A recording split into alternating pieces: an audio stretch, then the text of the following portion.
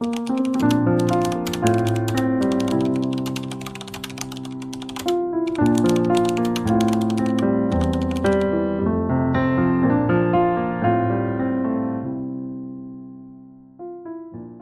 khi bắt đầu, nếu bạn đang tìm kiếm sách để học IELTS hiệu quả, thì đây là những cuốn sách chúng mình khuyên dùng.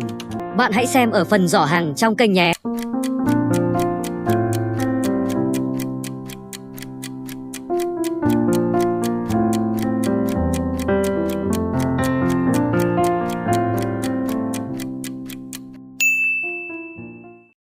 Part 1. You will hear a woman asking a sales assistant about insurance policies. Good morning. Take a seat. I see you've picked up some of our brochures. Yes, I've been reading the one on travel. Would the travel insurance be for you or for your family as well? Just for me. So, individual. That's right. Are you looking for a basic or a comprehensive policy? To be honest, I've had basic in the past, but it didn't pay out very much. That's often true. With our company, you can be insured for different amounts. For instance, in Section 1, Baggage and Personal Effects, you can be insured for all 5 subsections or for as few as 2. I think I'd like insurance for all 5 since I'm going to some unsafe places. Wise decision. By the way, can a camera be counted as a single item, or must it be included in cameras and portable electronic equipment?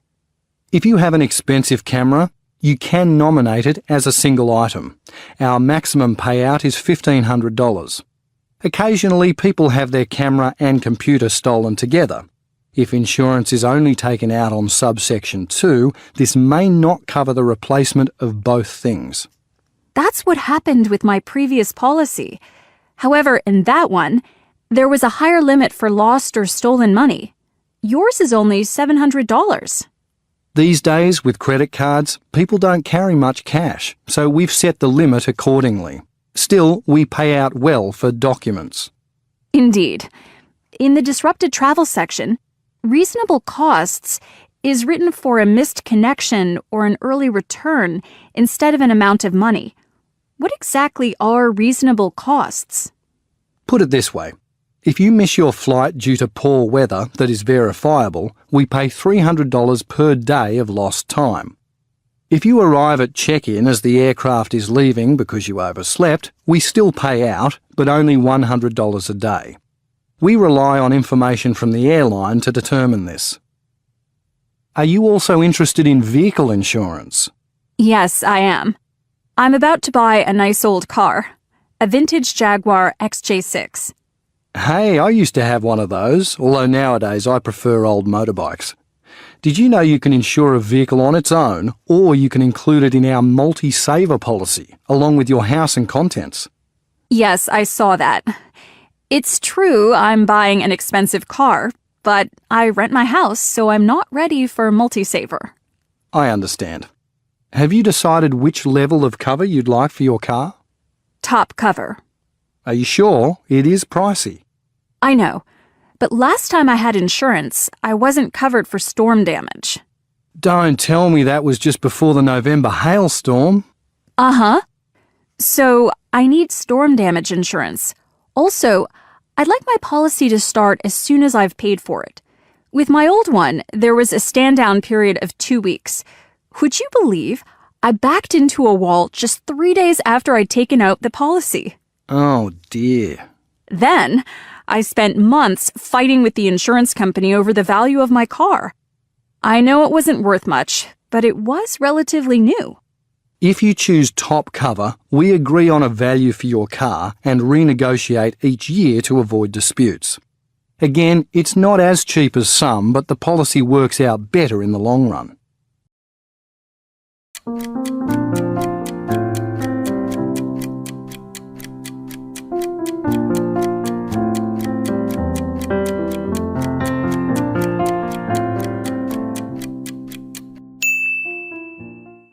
You will hear a railway station staff member introducing the activities that passengers can do while waiting for their trains. Dear passengers, welcome to Fitchton Railway Station. I'm sorry to inform you that the train to London is delayed. It will take off 2 hours later at 11:45 a.m. Please accept our apologies. In the meantime, allow me to introduce Fitchton Railway Station so you can make the most of your time while waiting for the train. The main entrance of the station is on Fitchton Road. If you want to take a bike ride around here, walk down Fitchton Road and past the taxi stop. You can find a bike rack on the right. But if you just want to stay in the station, it's okay. You can find a luggage locker when you enter the station. It's on the left. You can put your luggage there. If you don't feel very well, or you need to buy some medicine, there's a chemist in the farthest corner of the station, opposite to the cafe. And you can have a cup of coffee at the cafe if you want. The big area near the cafe is the waiting room, where you can have a seat and relax. If you want to use the toilet, make a left when you enter the station, then turn right. Go straight until you walk past platform 2. It's right there at the end. The news agency is in the southeast corner of the station. If you don't want to stay in the station, you can also have a look around the station, but make sure to get back in time for the train. I'm sure you don't want to miss it. The Fitchton College is within walking distance from the station. The view is quite good there. The town library is also just down the road if you want to read. Oh, there's also an art exhibition at the moment. You can go and check it out. The store across the street opens throughout the day, and you can find all kinds of stuff there. You don't want to buy any gifts for your friends there though. Most items would be difficult to carry on a bike. But our local food is something I recommend. It would be too late if you want them once you are on the train. You can buy some at the foodies shop, which is right next to the station. If you're looking for anything to wear during the trip, you'd better go to the department store, but I'm afraid there isn't enough time for that. You can send some postcards with local pictures on them to your friends and family. You can buy them in the community college which is near the museum. The old cinema behind the museum cannot compete against the new theatre in the shopping centre, so the current owner plans to make it an accommodation block instead. In the back of the train station you can see a statue of Richard Trevalt, a local government minister who is famous for completing a lot of construction projects in our city. Again, I'd like to remind you the train will leave at 11:45. Please get back in time, and I hope you enjoy your time at Fitchton.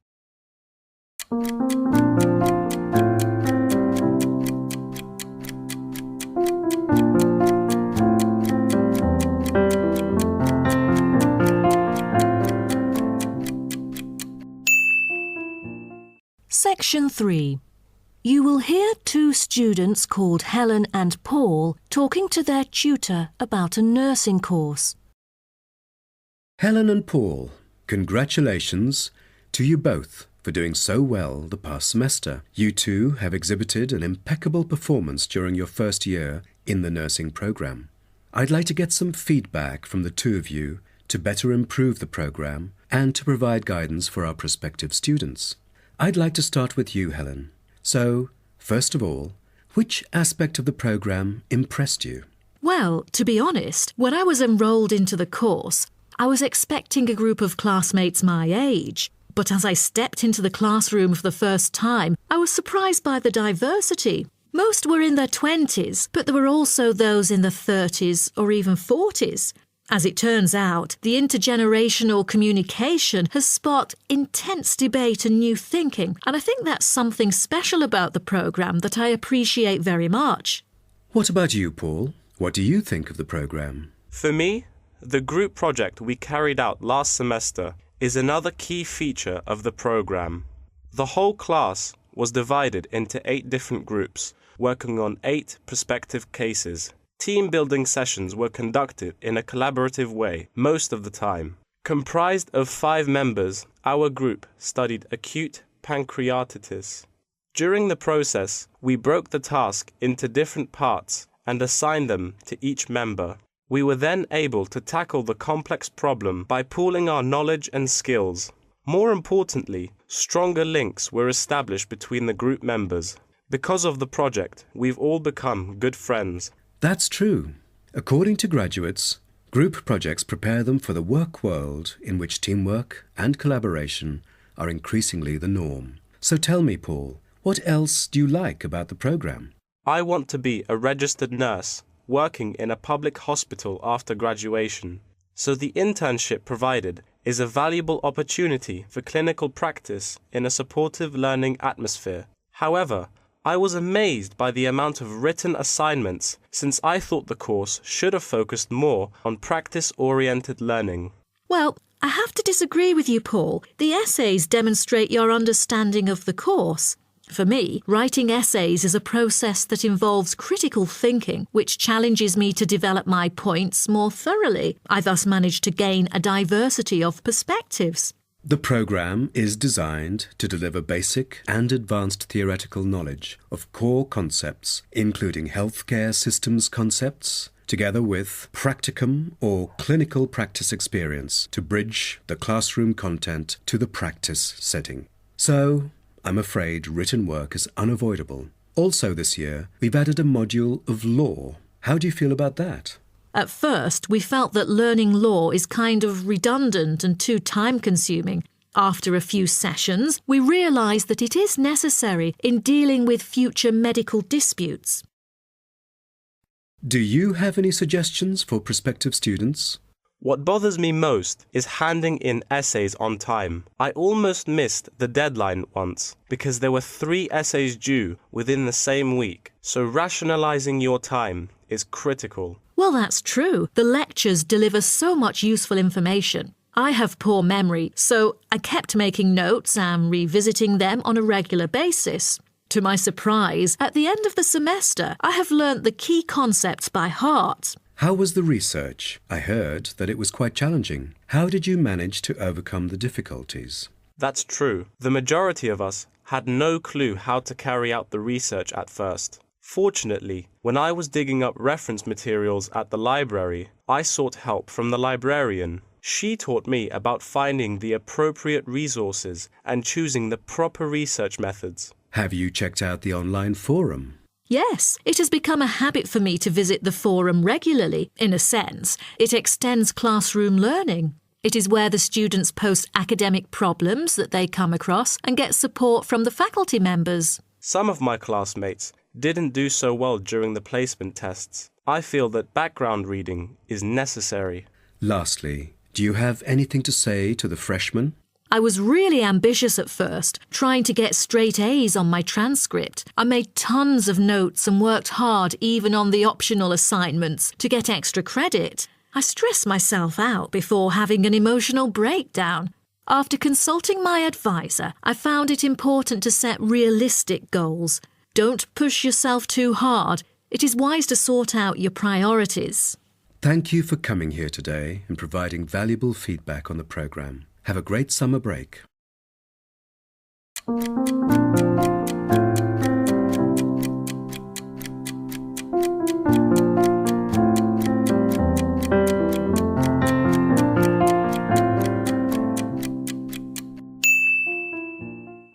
You will hear part of a lecture for students about suburbs. In the beginning of human civilization, there were no cities. There were just small settlements. They grew with time and became villages and towns. Then, at a certain stage when the size became big enough, we call it a city. So, what about suburbs? Generally speaking, a suburb is a mixed-use or residential area existing as either part of a city or as a separate residential community within commuting distance of a city. Some small towns near a big city were absorbed by the city and became its suburbs. Many labor workers, such as carpenters, construction, and factory workers, live in the suburbs of the city. They usually have a lower income than the middle class and can't afford the expensive houses or apartments in downtown area. They live in the suburbs where the infrastructure is poor and the rent is low. Interestingly, you may also see wealthy residents, most of whom are highly paid engineers, lawyers, and doctors, enjoy their life in the suburbs. They live in the expensive neighborhoods, which are located in the nicer areas. They usually have a very big house and a garden and a garage. Traditionally, many people think that living in the suburbs is less convenient than living downtown, where there were supermarkets, shopping malls, and other facilities. These facilities are not concentrated or even available in the suburbs. Sometimes, people there have to travel for half an hour to get to the nearest market or grocery store. Actually, there are many good things about living in the suburbs. For instance, people pay relatively low taxes than people in the city, so they can have a more disposable income. And food is cheaper than those in the cities. Many people have noticed that vegetables and some kinds of fruits are usually produced in the suburbs or transported to the suburbs first before they reach the city. Because of lower taxes and other beneficial policies, it's much easier to start one's own business in the suburbs. For instance, open a cafe or set up a shop. That's why we can see a lot of startups in the suburban region. It could also save a lot of money and effort. Because of the ever-increasing population, now you can see many large-scale housing areas constructed in almost all city suburbs, as there is no room for new apartment buildings or houses in the cities. Outside of many big cities such as London, there are big residential areas. Also, the roads are designed and built much later, so they are usually much wider than the roads downtown. This will provide greater mobility for suburban residents. They can travel faster from one place to another since there are fewer traffic jams, despite the growing number of automobiles on the roads. This is one of the reasons why more people are moving out of the city these years. Yet, the suburbs are also facing some troubles in its development. Many suburbs are usually occupied by houses and residential areas. As a result, there were not enough room for trade activities. Even some supermarkets and small restaurants are suffering from this. People usually have to drive a car to the nearest grocery store.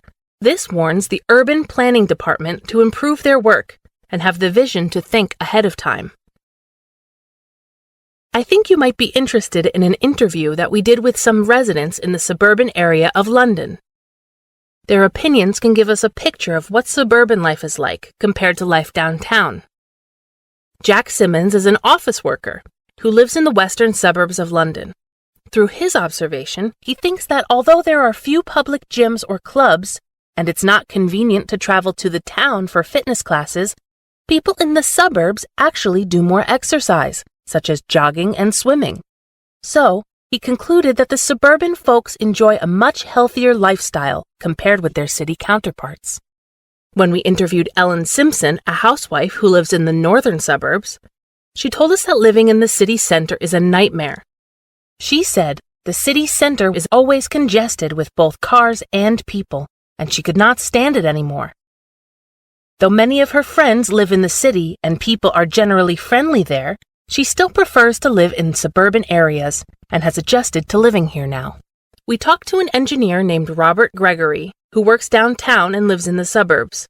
In his opinion, the architectural style in the suburbs is quite the same as that in the city nowadays. Besides, people in the suburban area also pursue goals that are similar to the ones pursued by the people in the city. Also, people in the suburbs don't seem to be more satisfied with their life. Sarah Godfrey is an English teacher at a school in the city. According to her, people in cities are not necessarily less friendly than their counterparts in the suburbs, but the latter always smile.